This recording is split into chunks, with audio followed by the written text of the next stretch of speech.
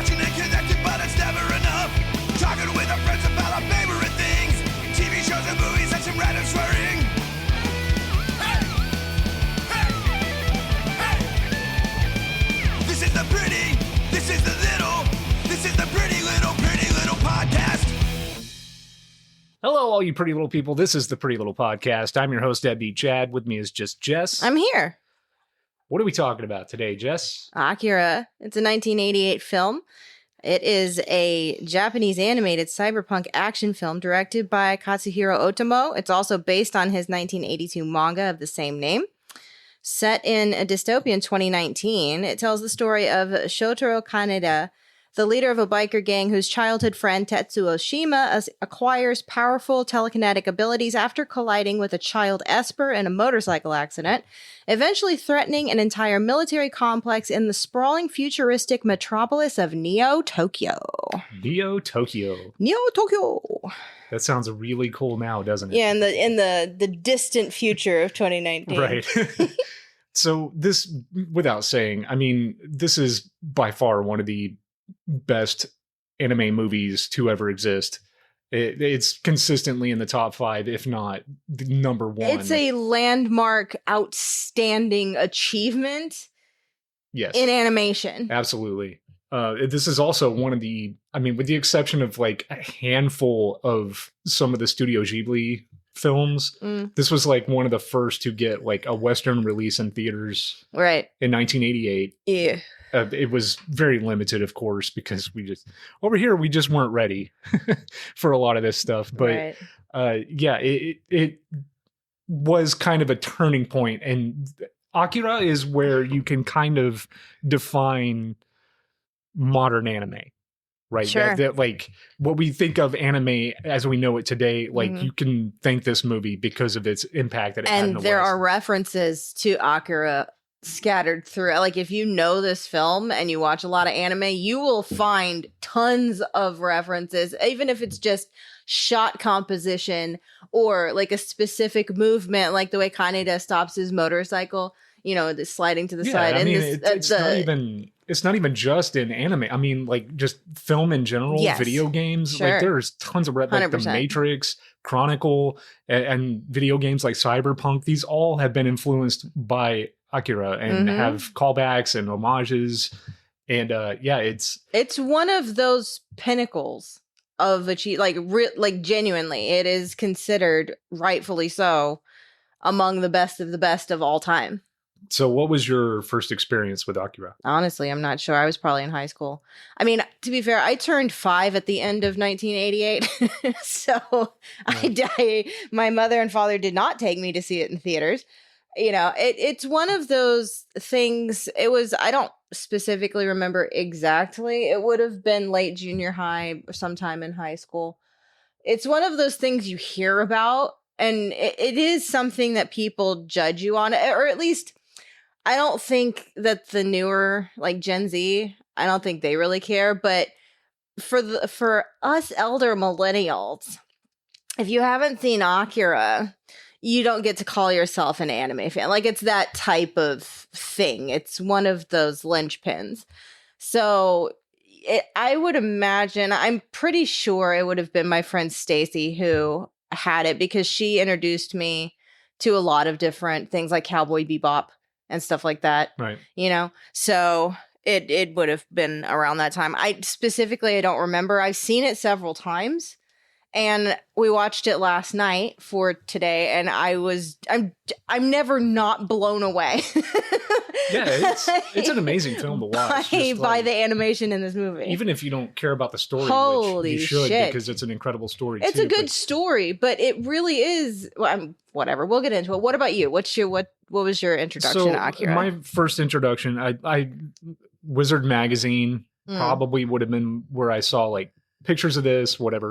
But as far as my experience actually seeing it in action, there was a company I think I'd mentioned on the podcast before called Manga Home Entertainment. And that was like just like a distributor of VHS tapes. Hey, Westerners. Yes. Check this shit out. And this company, it exists because of Akira. This was the first film that they had produced. And it did well enough for them to continue being a company. And back in like Muy interesante. 1995, I believe, is when I got my copy of Ghost in the Shell, which was also produced by Manga Home Entertainment. Right. And they had this entire, like, it was like a 5-minute trailer for Akira. And so, of course, I had to go out. And you were like, what? So I got my copy of Akira probably around 90 into 95, early 96, somewhere in there. Okay. So, I mean, I've seen this movie quite a few times. So we were about the same age. It's just you're a couple of years older than me. So, right. Yeah. Now, I am not familiar with the manga at all. Right. I know that it's... I mean, it's made by the same dude, so... Yeah, the same director wrote the manga. Right. He's the mangaka, so... Right. Yeah, this is also one of those weird situations, too, because the manga ran from 1982 to 1990. And this was made... Yeah, this came out while in 88. It was still going. So yeah. This movie came out before the manga was even finished. Crazy. And I believe that the movie influenced the ending of the manga, but this movie is kind of... Even if you're really paying attention, there's a lot here that's going to confuse you because there's so much that they kind of just graze over because the manga itself is 6 volumes and this is a 2-hour movie. So basically what they did was they took the first half of the first manga and then the last half of the 6th manga, and that is the film. Yeah, it said it shortened the plot considerably, but retained many of the manga's primary characters and plot elements alongside additional scene settings and motifs. Right, and basically what they omitted was all the government stuff going on, the government espionage, the secret lab testings, things like that. That goes way more in detail in the manga. See, I'd be interested to know more about that. And maybe I should read the manga. Tetsuo, his character is like way more diabolical in the manga. Apparently he gets really hardcore addicted to pills and he becomes like a sex addict. Oh, well, they don't go into the sex addict thing, but he definitely very quickly, is like, I want the medicine. Yeah, Stuff so like there's a lot omitted from the movie. If you're a fan of the movie and you've never read the manga and you want to, get more of this, I might check that out. I haven't read it, interesting. But from what I understand, there's just a lot of it that's missing. So. Like I said, even if you're paying attention to this movie, whatever's going on with like these government agents and stuff, first of all, it's really not even that important as far as the movie's concerned, but it's also not well because done in the film. I would like to know more about this whole program. Me too. And that's kind of where I was confused. We were watching it, and I mean, like I've seen this movie a few times, but I haven't watched it in like 15 years at this point, up until last night. And I couldn't even remember how Tetsuo got his power. Oh, really? Yeah, I showed this to our kiddo. I mean, she's 20, right? But probably 5 years ago or something like that when she started getting into anime. And I was like, all right, I finally got you. Now you're going to watch this. So Time to learn the ways. That's right. Of the Japanimation. Let me teach you the ways. That's what we used to call this, by the way. Back in the 90s when I had these movies, we referred to anime as Japanimation. Yeah. So, no, yeah, I was like, no, okay, you're going to finally admit that I'm right, that anime is awesome. Okay, I'm going to make sure you have the basics down. Mm-hmm. So this was obviously one of them. So, yeah, I've seen it probably about 5 years This is absolutely a must watch for anybody. I mean, if you're our age and you have kids that are getting into anime, which they probably are because all of them do, definitely... maybe not little kids. Yeah. Make sure they're mature. I mean, this is a movie that it goes there. There's there's massive body horror. There's tons of body horror. There's tons of violence. I mean, there is some like SA, whatever you want to call it, sexual assault, that type of stuff. And I mean, if you like seeing dogs get shot in the face, this is the movie for you.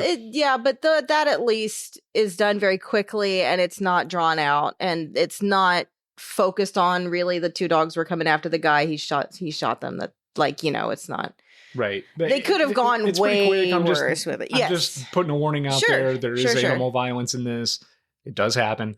It's just one of those movies that it just kind of goes there. I mean, it's not.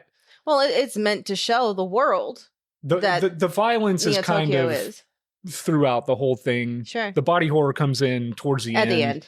And I mean, as far as like the animal violence, there's really only that one scene that happens, and it's pretty quick. It is but very quick. It is there, and there is like a sexual assault scene that's pretty quick. Yeah. It's kind of more like it's implied. I mean, a girl gets her shirt ripped open. Mm-hmm. You know. So it is implied, but you don't actually know what happens to Kaori. I mean, it doesn't end up well for her. Shows up and her face is all busted up. No, I know, but I mean, like the details. She doesn't say, "Oh, I was," Right. It's not mentioned. It's just implied, and it happens. It doesn't end well for her, regardless. Yeah. So this movie, the plot to this, it's fairly simple, at least for the movie. As far as I'm not really sure. But it was absolutely groundbreaking at the time, especially for the Japanese cyberpunk genre. Yeah. But yes, the plot itself is pretty simple. Yeah, and again, this was pretty unique for the time. I mean, 100%. It really was, and just simply because of its impact in culture and movies and video games and things. I mean, this is not a plot you haven't seen before somewhere else. But it's probably because of Akira that all this other shit that exists that you've seen elsewhere. So, yeah.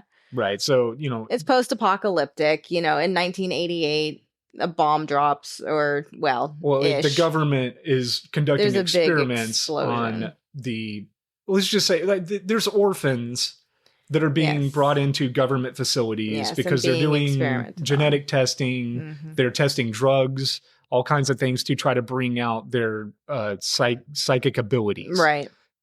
It's just a government program where they're trying to figure, kind of like MK Ultra or some shit like that. Sure. Or Stranger Things. Akira is one of the little Stranger boys. Things took a lot of things from Akira, in my opinion. Yeah. When it comes to that. Akira is one of the little boys that they are experimenting on. Yeah. And it works really well with him. The experiments that they're doing with him It works too well. Yeah. It causes an explosion in 1988 that just decimates the city. Yep.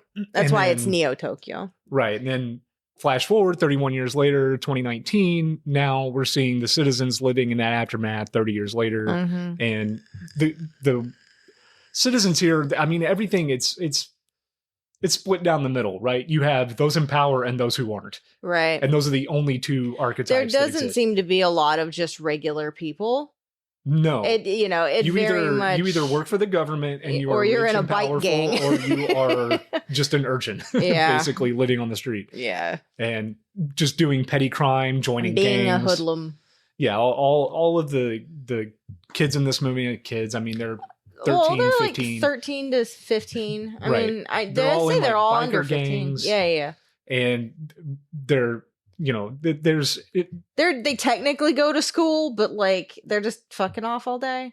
It seems like they just kind of go to school to get the shit beat out of them and then they leave. Yeah, I would imagine, because it's a vocational school. It's supposed to actually teach them, but the teachers don't really care. They just yell and then hit the children. Yeah. And then the children are like, meh! And then they like go out into the night and, kill each other on motorcycles. And then they leave and go eat cigarettes. That was just one.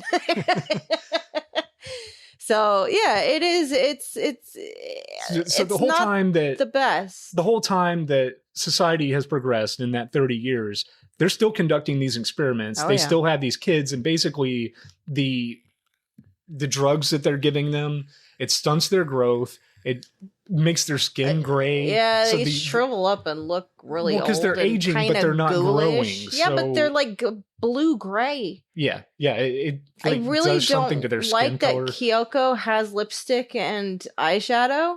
Because she sounds and looks, she looks like a tiny little woman, like an alien woman, but then she's got a little baby girl voice. Yes. And I don't like the red lipstick on her. If you didn't have the setup to this film and you just saw these kids, you would think they were like extraterrestrial They would be, beings. they would otherworldly. Especially since something. they have like telekinetic powers and shit like that because of the experiments. So yeah, they are children. There were orphans back in the day that were just experimented on. And now 30 years later, this is what they look like. Yep. Just shriveled up. But like, still very small. Raisin people. Yeah. So we now have, there's three main kids besides Akira.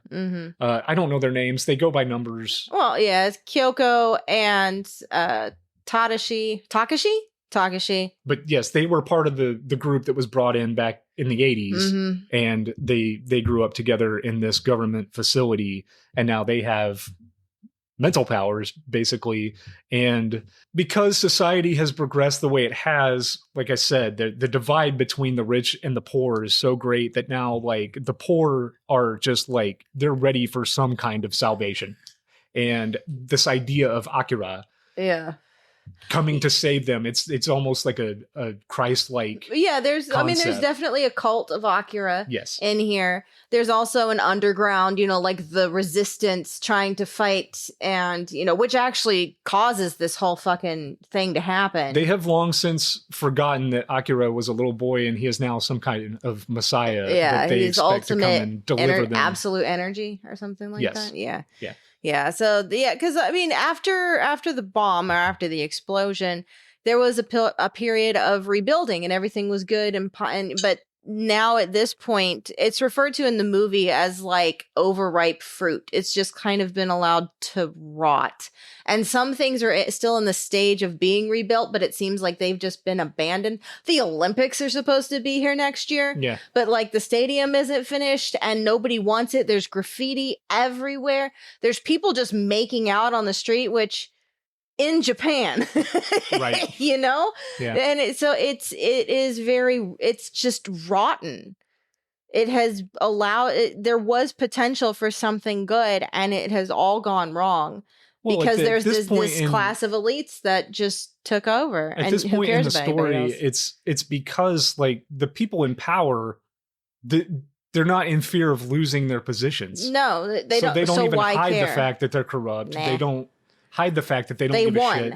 And they have failed the citizens on every level possible. They don't care. And they just don't. They are unreachable. So whatever. Yeah, they're basically just there to, power the battery that runs their money machines. That's how they look at them. Sound familiar? I'll be quiet. So then you've got a combination of people who thrive in this underground society. But I would argue Kaneda is very secure in where he is, being the leader of this bike gang. And I mean, he is a kid, but he kind of struts around. So, but I mean, he has the bike, He does have that the iconic bike. We have to talk about the bike because it's one of the coolest things about the movie. Absolutely. Is Kaneda's bike. Kaneda. Kaneda. I call him Kaneda because it just sounds cooler, I guess. It's like the new Maserati. Do you say Kaneda. Akira? Huh? Do you say Akira instead of Akira? When I was younger, I called him Akira. Okay. Because I didn't know any better. No, well, I Japanese pronunciation is different from English, and right. My brain automatically, it's gonna be this. We used to refer to manga as manga. I'm gonna sideshow Bob that. You'll probably hear me refer to him as that's Kaneda. Fine. It's it just is what it is. I'm really bad with Japanese names anyway. You're fine.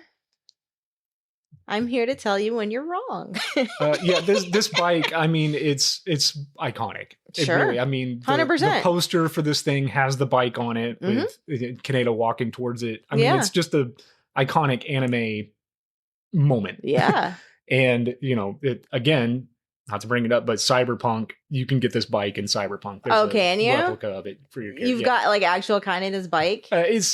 It's a little like clearly you can meant tell to it's be modeled after his bike. But I just wanted they didn't want to pay for rights or throw something. that out there because I mean they're a biker gang and this has many the insane level of detail that goes into every scene in this movie. Like you could refer to this, just the manga in general and the movie itself, as like detail porn. Yeah. Yes. It's 100%. That opening shot of the sprawling city before you even get the title, that was done by the mangaka.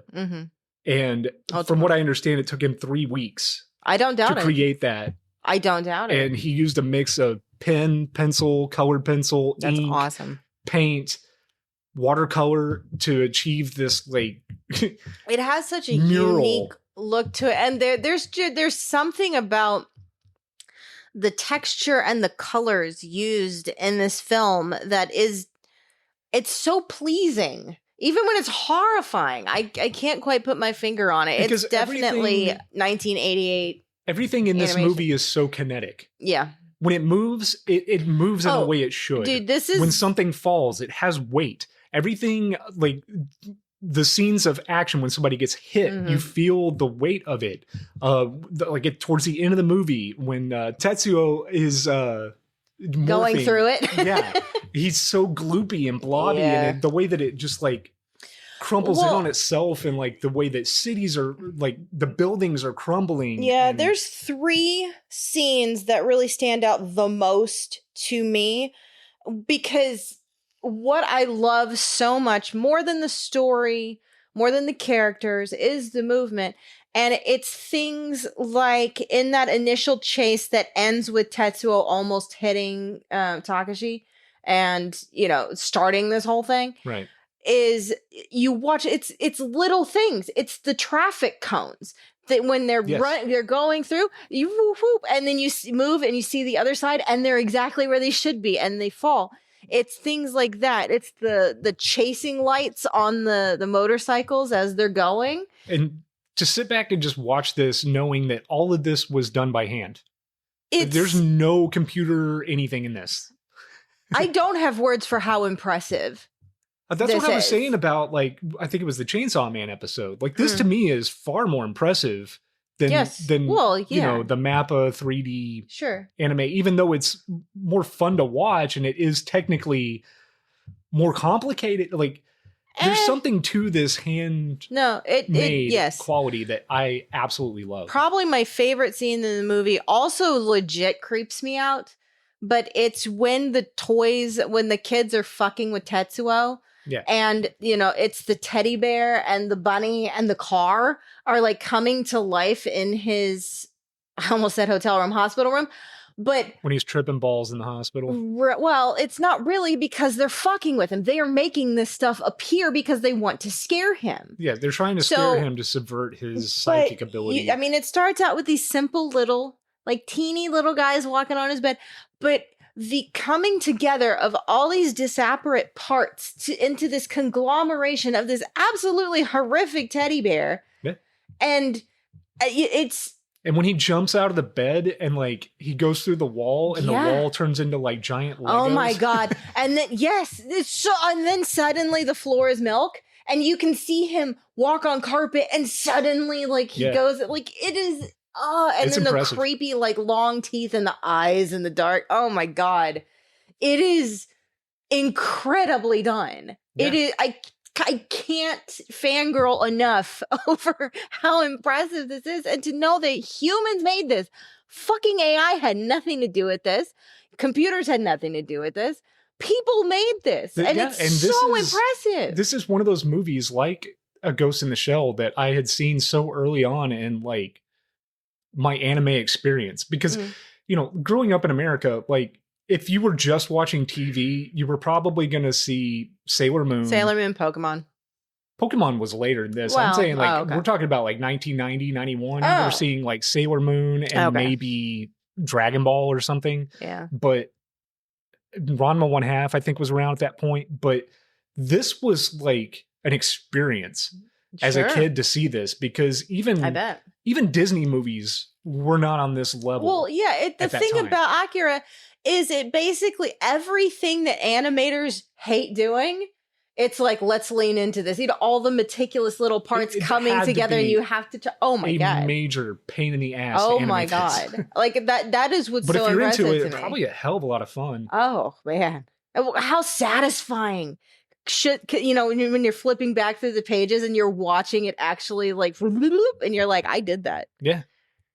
Yeah. And I mean, there are, you can notice that there are teams working on this. Sure. Because there's a team for all of the like high-speed chase action things. And then there's a team for like the buildings crumbling. So they had teams that were working on each little, like they all had their like speciality or whatever. Yeah. Absolutely. But I do believe that even though that was the case, they still managed throughout these scenes to keep the character models perfect. Oh yeah. which isn't always the case, especially with modern anime, Right. because you have modern anime, you have those animators that can animate fight scenes. And that's when you lose the quality of the face, or like it's kind of like outlines, and they don't really pay attention to the details because they're moving around. Here, that's not the case. No, they pay exquisite attention to every single detail in every frame of every second of, like. Yep. And the animation style of these characters, like, I'm just gonna say it. Everyone in this movie, they all have a 5 head. I was gonna say receding they all look hairline. like they have like water on the brain. They're all they're all balding early. Yeah. But it is but whatever. what it is. It's a distinctive style, and I've seen Poor Tetsuo has his receding hairline throughout. Well, this movie. he gets Dragon Ballish towards the end with his hair's all. He turns into Vegeta. Yeah. So I do like that he finds a cape for himself somewhere. It's not really a cape, but like he's like, yeah, no, this is my badass moment. So but yeah, as far as the plot goes, I think we kind of lost it because we started. Whatever, who cares? But. Well, okay, so the underground takes one of the kids. They take Takashi to try and get them away from the center, and they're trying to escape. And Tetsuo and Kaneda, like their biker gang, is like fighting with the clowns, another bike gang, and Tetsuo is going ahead and almost hits Takashi in the middle of the road, and ends up crashing his bike and gets super hurt, and the government shows up and takes Takashi back and takes Tetsuo because he's injured. Like, I do think it starts out, well, we better heal this because we don't want people knowing about this stuff. We better actually come and help him because he was pretty messed up. They immediately start in with their fucking like drugs and because the scientist like tests his brain waves or something while he's in there, and he's like, hey, this is closer to Akira's. He's missing the delta wave. So he can. All right, he's his own grandpa. Yeah. So they're experimenting on Tetsuo now, and I think it's kind giving of him medicine and stuff. Yeah. It's important to mention that, like, within the gang itself, he's kind of the weakest link. He is. He's always trying to impress everybody. He's just kind of weak, and he can't even ride his bike as well as the other ones can. He's like the opposite of Kaneda. Kaneda is the leader. He's secure. So he's always living in the shadow of of Kaneda. And so throughout this whole movie, he's constantly having to be rescued by Kaneda, and he hates it.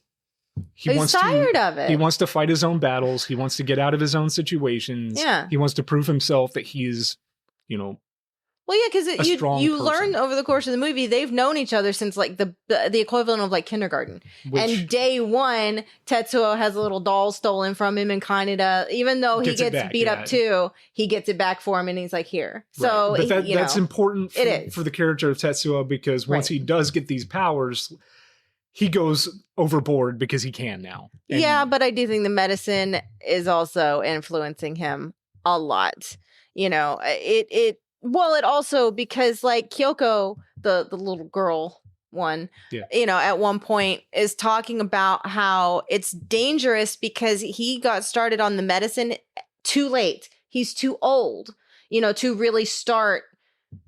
So it's going to be so powerful. He won't be able to control it. It's going to go to his head. It's going to go bad. You need to start them when they're little kids. And so then they, it's like learning a language, I guess you could say, right? Like it's easier when you're little, and they start off small, and you can be kind of trained to be more docile and master your powers. That's the whole point of getting the orphans in the first place. I mean, the easiest thing to manipulate and control is a child. Sure. And they're also very... And who was going to miss them? Right. They have no family. Yeah. Nobody's going to be looking for them. No. It's fucked up, but, that's the reality. Yeah, but because his brain waves were interesting to the scientist, because Kyoko, like the kids try to warn them. They're like, don't do this. Like multiple times throughout the movie. Don't do this. But of course they do it. So, yeah. I do feel badly for Tetsuo because I don't feel... obviously he was manipulated by the drugs, and I imagine this finally having the sense of no, I'm the strong one now. Well, this also comes in at a time like Mixed with all the like psychological fuckery that they're doing to him. this also comes at a point in the story where like he had just got his ass royally beaten, Mm-hmm. and his girlfriend had just been SA'd, Yeah. and he just kind of wants to be alone, left alone, whatever, and everybody is still kind of just in his business and shit. Poking at him. And now that he's growing these powers and he has these abilities, now he has the power to make people go away. Yeah. Well, and that's really all he wants, what he at does with least until they won't. He's like, leave me alone. And a lot of his stuff starts out with the telekinetic of literally just pushing away. Right. Get away. And he has terrible headaches. He's not doing well. And no one is checking on him. He's now addicted to the pills that they've been giving him. Right. So he's, Does it help? Does it take the pain away? Does it make him more powerful? Because he is asking right before he goes all gobbledygook, like at the end, he's like, give me the medicine. He is fundamentally changing on a cellular level. To the point where his cells are breaking down and don't know their own shape anymore, it seems like. And I think that he's just trying to take whatever he can to suppress the pain. That's kind of my thought. I don't know if it gives him more control or it takes the pain away or whatever, because he's very ha ha ha ha until that moment, and then suddenly, oh God. Oh, help. Yeah. I am a child in a very deep water. Yeah, shit goes, help me? Shit goes bad for this city real quick once he just kind of unleashes hell. But the whole thing is it really gets so beyond his control. At this point, at least before he breaks out of the government facility, like Kaneda and the group are now on a rescue mission. Right. Kaneda joins up with Kay, who is this girl he meets when they were arrested, and he's like obsessed with her. So he follows her and finds the underground, and they have heard about Tetsuo, and he's like, oh, that's my friend. So he teams up with them to try and break in, to try and rescue Tetsuo. Right. That's the plan. Which it goes tits up. By the time Kaneda gets there and like he's there to rescue him, it just pisses Tetsuo off. Well, because it's really unfortunate timing. I think if Kaneda had come in when Tetsuo was having his teddy bear nightmare type situation, he would have been so grateful.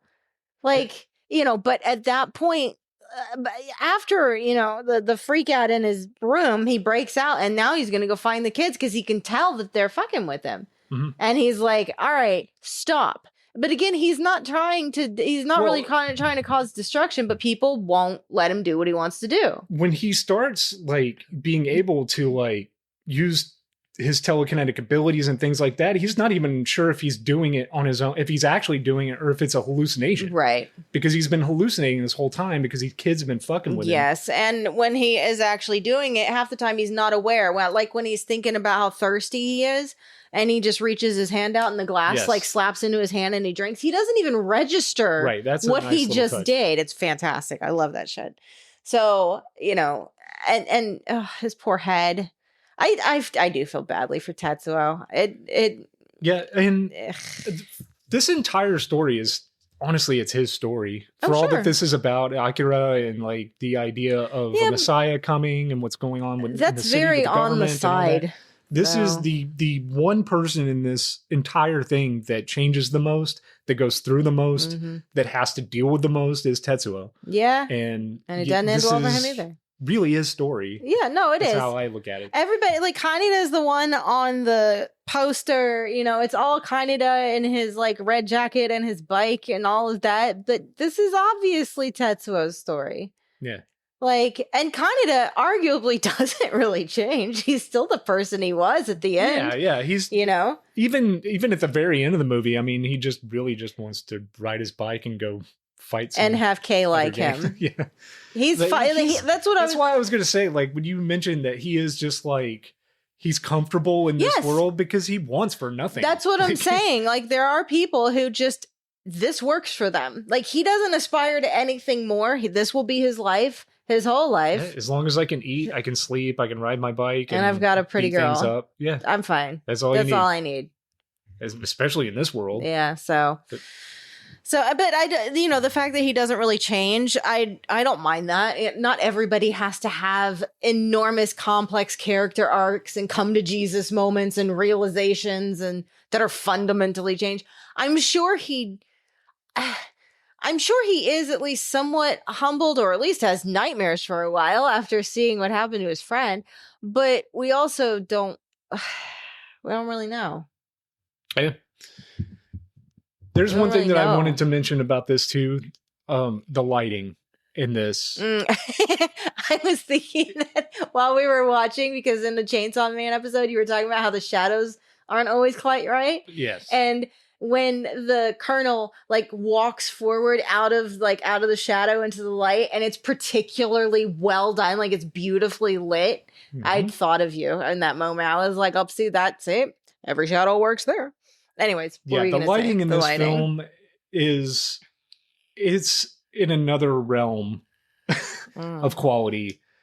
And to be honest, I mean, a lot of things, Ghost in the Shell, Ninja Scroll, these things that I had mentioned on the podcast many, many times that are just fundamental, like classic golden era anime for me. Right. That's one of the things that is painstakingly done well. This is, it's amazing what they were able to do with the lighting in this and the way that the movement of the light, the way it reacts to objects, Right. things like, and how it has a visible light quality to it. It's not just a different color. It's not just a brighter color. It feels like it is illuminating. Right. Now, this movie, from what I understand, I think the budget was like 6 billion yen. Oh, I don't know. Yeah, it was a lot of money that they put into this to get these. I think it was 26 frames per second. So this was 700 million to 1.1 billion yen. Okay. 1.1. That's about $5.7 million in 1988. Yeah, 1988. Now, and it made $49 million. Yeah. So yeah, this made a shitload of money. Oh yeah. And I mean, that's just theatrically. I mean, think about the merchandising Right. and like the rights to show it on streaming services now. I mean, it's still making money. But no, I just wanted to throw that in there because lighting is one of the things that in animation specifically, with live action stuff, it's whatever. I don't really care. I mean, light reacts the way it does naturally in a real environment. So it's not a big deal. But when you're animating light, that's something I pay attention to because if it's done wrong, I immediately pick up on it. And there's not a single frame of this that went by that I thought, wow, that was done wrong. Yeah. No, it is perfect. No, it's fantastic. And this isn't like a huge cast of people, No. but everybody's interesting. Because Kaneda is not, I don't know. I don't know what I think about him overall. He's an asshole. I think he's like just... he sees Kay and decides he wants her, so he helps her get out of jail. And she's like, "Thank you so much. All right, goodbye." And he's like, "You won't even tell me your name, you cold bitch." And I'm like, "Good lord, dude." Yeah, he's kind of an asshole. He's not. I would say he's kind of an anti-hero character. I don't know because he's not a good person, right? I mean, he's in a gang. He wasn't raised. He's feral. a criminal. He's a feral child. Right. This is just what happens normally when you're not supervised and you grow up on the street. Try to do what he thinks is right once it's because Kyoko also has the ability to possess other people. She possesses Kay and like talks to Kaneda like through her at times and lets him know like Tetsuo has to be stopped. Like at all costs. Because Kaneda is his friend. He's like, I'm going to be the one to do it. Yes. He was like, well, if anybody's going to stop him, it should be me. Right. I don't want anybody else killing him but me. Right. So it is twisted logic, but I understand. In this world, it makes sense. He's mine. I need to deal with this. So he does try to do what he thinks is right at great personal risk to himself. Oh, yeah. So for sure. And there is that. let's also... I want to talk about the fact that like at any point Tetsuo could just snap and end him. So that I think it's important to point out that like he's really holding back when it comes to Kaneda. Oh, And yeah. when they're fighting each other, I don't think he wants to hurt him. No. Kaneda is definitely trying to kill him. Kaneda's trying to kill Because he has to Tetsuo be because stopped. it's like putting down a mad dog type thing. And I think that Tetsuo at some level at least understands that he needs to be stopped. Oh, he could have like flopped his body horror shit just and like squished him in 2 seconds like it did with Kaori. That's the moment that I think he is aware, because there's a moment in the story where his power is no longer responding to what he wants, and it's doing whatever the hell it wants to do. And it's creating these like it's like a cancer cell replicating and splitting.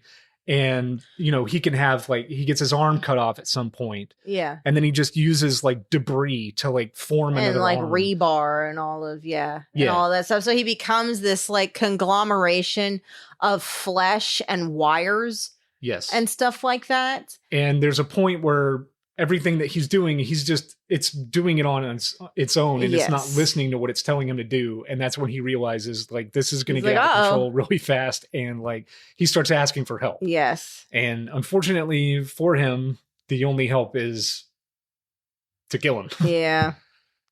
Yeah. The obviously the third scene that I was talking about earlier is his like fleshy freak out at the end of the movie.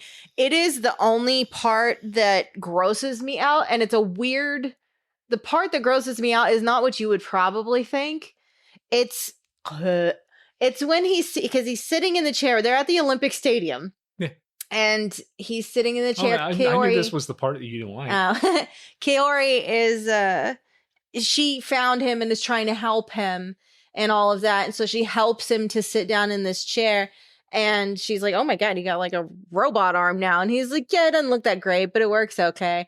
And then he puts his hand down and his headache strikes and his power starts getting out. It's the beginning of this final ramp up of just fleshy explosion. Mm-hmm. But tendrils from his like robot arm like sink into the stone and make a like it starts growing all over, kind of like roots of a tree sped up super fast. Right. That in itself is kind of gross. But what grosses me out is when he gets up out of the chair, it all like pulls out like veins, like coming out. Yeah, I knew really that was the part you were talking about. I know you don't like that shit. But it's I mean, really it's cool to look at. It's very well done. It's very well done, and I don't like it. But all of the rest of the huge, you know, fleshy eyes and blah, that's more just like impressive to me. It's interesting how he kind of reverts to a giant baby. Like the flesh face is very infantile. Yes. And then also there's like an infant, like the scientist is still watching his brainwaves in this like van or something. And you can see his brainwaves going crazy. And there's like an infant cradled in the middle of it. Yeah. And I think that the reason why they... Because that's when like his Akira stuff is like fully activated. The whole baby stuff, I think that's just like, it's supposed to symbolize like the corruption of the innocent, right? What's more innocent or the rebirth than a baby? Of the universe. That too. That's the idea, right? It's what both of us have said are the two main like theories floating around, is that, you know, watching this movie, for me, I think that the underlined takeaway from this is change. Change is inevitable. Right. Change will happen now. It will happen tomorrow. It will happen next year. It's always going to change. It's like really, kinking a hose, like a water hose. And then it's more or less like, for me, the necessity of change, right? Because what happens? There's an explosion. Well, what comes after that? Change, obviously, because the world is much different now after the explosion, and people have just learned to adapt. And it's just kind of telling you that, like, yeah, like scary shit's going to happen. And then over time, that scary shit will just become normal.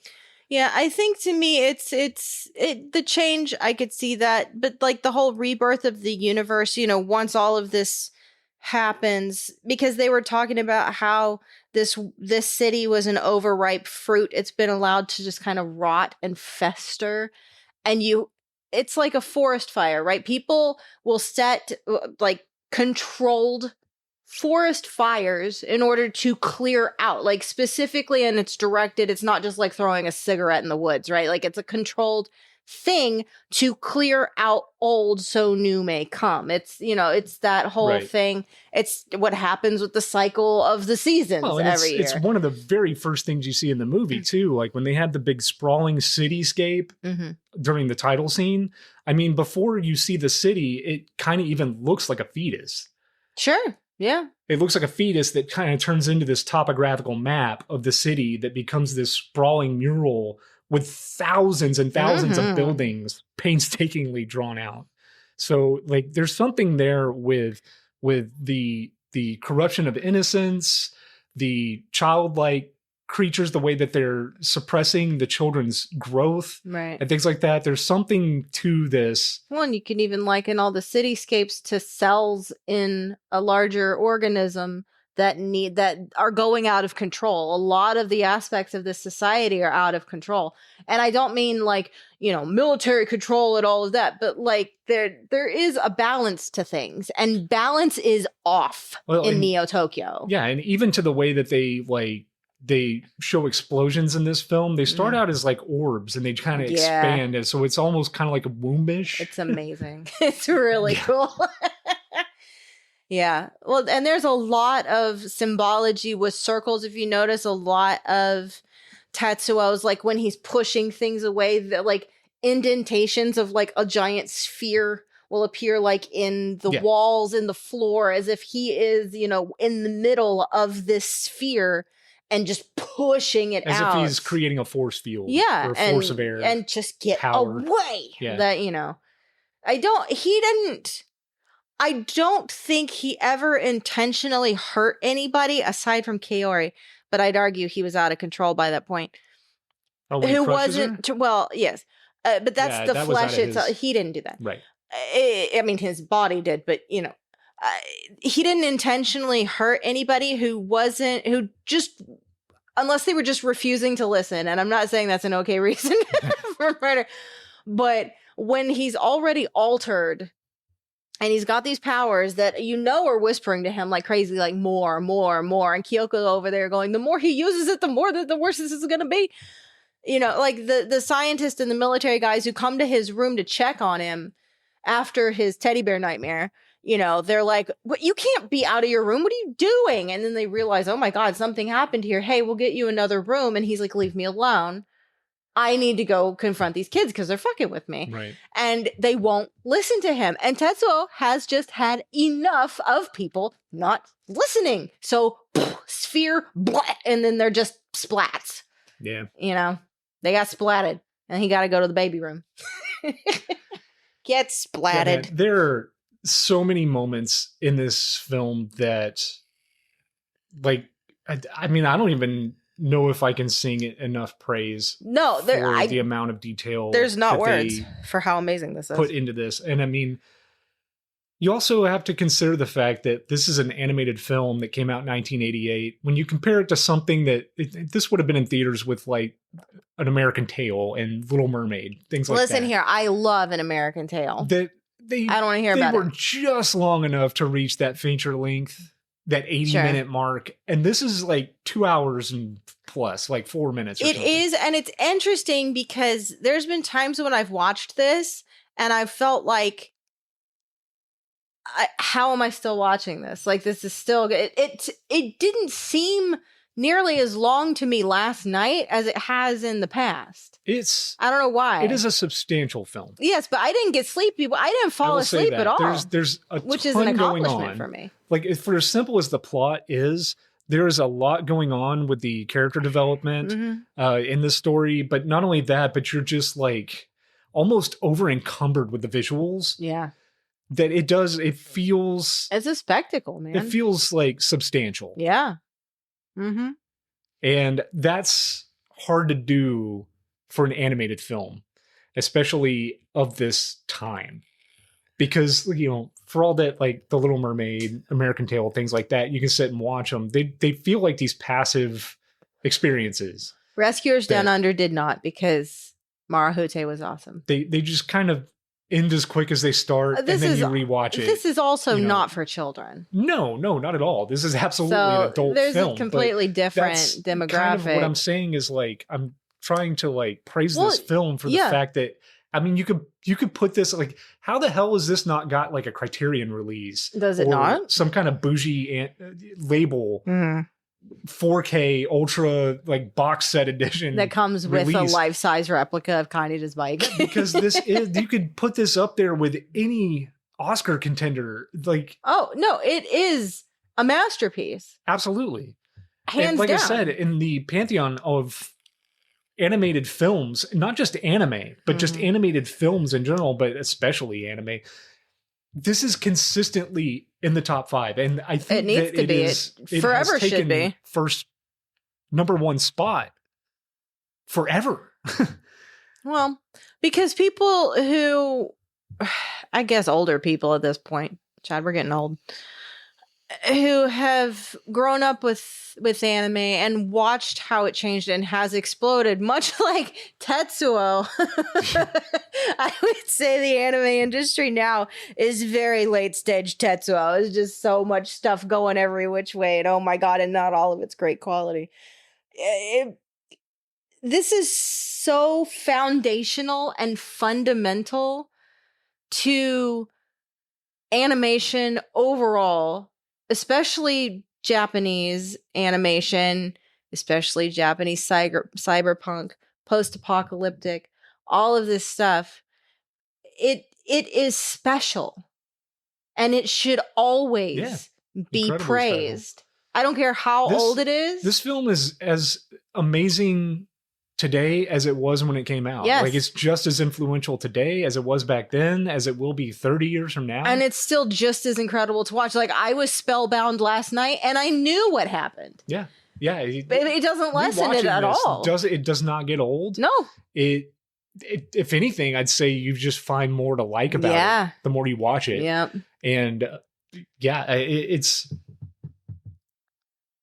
something, man. Yeah. Also, shout out to Kai, my favorite member of the gang, who makes it all the way through. He's the tiny little one with the red tie. Oh yeah. I like him, and his little, like, he's got like 3 Cheers for Sweet Revenge MCR look going on with his little, like, hair and his little black shirt and his tie and everything. He's so tiny. He makes it. I don't have anything else to say. I'm just glad that he survives, because he's my favorite little guy. Right on. He has no girlfriend. You notice, like, everybody else in the gang has a girl at one point. They come out of school, and all the girls like, ah! Not every dude wants a girl. Well, okay, say. You know what, Kai? It is Pride Month. Go for it, boy. There's something else too. The music in this, was done with a blend of traditional, Japanese, whatever. Flute. Well, flutes and drums. But the drums at the end are fucking awesome. Like, during the credits. Oh, so good. But also with the mix of this, like, almost electronic, kind of humming, like a Blade Runner type. Well, yeah, synthy. What we think of as cyberpunk came from this. Right. So. Yeah. And I just think that it's a little weird to listen to on its own. I think in the context of the movie, it works. Oh, I've never listened to the soundtrack, while I'm driving or cleaning or something. I couldn't imagine listening to this. Like, if it's your thing, that's your thing. Well, it's part of the whole experience. Yeah. So. But yes, it definitely, the music in this sounds like something you would see at, like, the Japanese gardens. Sure. Or you would hear there at the Japanese gardens. Yeah, sure. I do also want to say that the use of silence here is really impactful, because there's moments where, especially when Tetsuo is having a breakthrough or something is about to happen, that calm before the storm, that, like, downbeat before something terrible happens is, it is silence. Yeah, everything, and that's used very well too. Is done with purpose. Yes. the Foley work, the music, the silence, everything has a purpose. It's all done. It's a masterpiece. spot Like, on perfect. There's nothing about this movie I can say negatively. no. There's nothing negative about this film. I mean, maybe the story, like, maybe don't oppress the poor and. Well, look what happened. But I'm saying, as far as like an experience watching it and like a technical masterpiece. No, this could have been an hour of us going, oh my God, this is so cool. This is a masterpiece. There's nothing else like it, blah. And rinse and repeat. Same thing over and over again. Yeah, and look, I love Akira. I do. And I do think that I like Ghost in the Shell more. Ghost in the Shell was just really, really, really like Ghost in the Shell. That was the first like feature-length animated anime I had seen. Sure. Ever.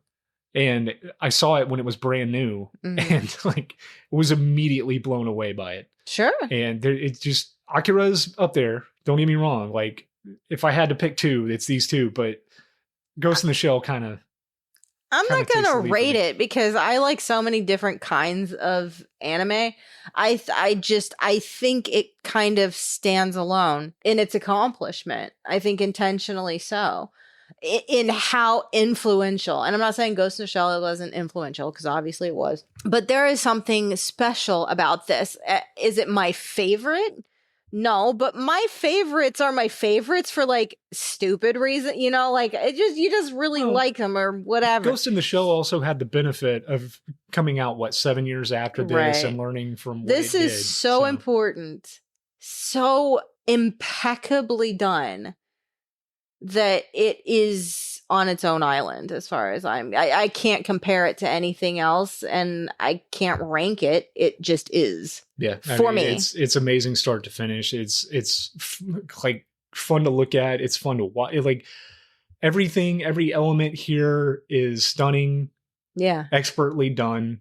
Nothing is wasted. There's not a wasted scene in this movie. I think if I could say anything negative about it, it would be the fact that because they left so much of the story from the manga out of the film, it is a little confusing as to what the government's doing. Like that whole thing with the government and who they are, what their roles are, what their positions are. That's confusing. But I can give that a pass for the movie because this is Tetsuo's story. So I could look at it through, we are Tetsuo. We're joining him on his journey. There are obviously scenes where he's not there and we are. I'm not saying that exactly, but I think leaving an element of mystery and leaving things unexplained is fine. But I do appreciate that the manga answers all of that, and I do think I'm going to go read the manga just for my own. Yeah, I mean, you can find the manga in complete volumes now. Yeah, like there's sets that are out there. I'll get some really anniversary editions and shit like fancy that. schmancy edition complete. It's got to be one it's of the like cool. best-selling. I've never read it, so one of the best-selling manga. Yeah, oh yeah, sure. Ever. So I'm sure I see it all the time. I just have never read it. Anniversary edition. It's like Berserk, those big boom things. So. All right. Well, anything else you had to add? This movie's really cool, dude. Yeah, it's awesome. Mm-hmm. Go watch it. It's a highly recommended film. Highly. I mean, you probably already watched it anyway. And if you have, go watch it again. What are you doing listening to us? Yeah, this episode's over, man. Thank you for your time. All right, well, we can call that an episode. Jess, where can people find you? I'm Jess Moon. I am at _Jess Moon on Instagram. I'm on Twitter at JHL Moon. I do have a publishing house. It's called Shadow Spark Publishing. To thoroughly date this episode, we are opening for queries in August. So check us out. And on all our socials, we're at Shadow Spark Pub, like everywhere. Ta-da. Awesome. Yeah, you can find me on Instagram at Deadbeat Chad.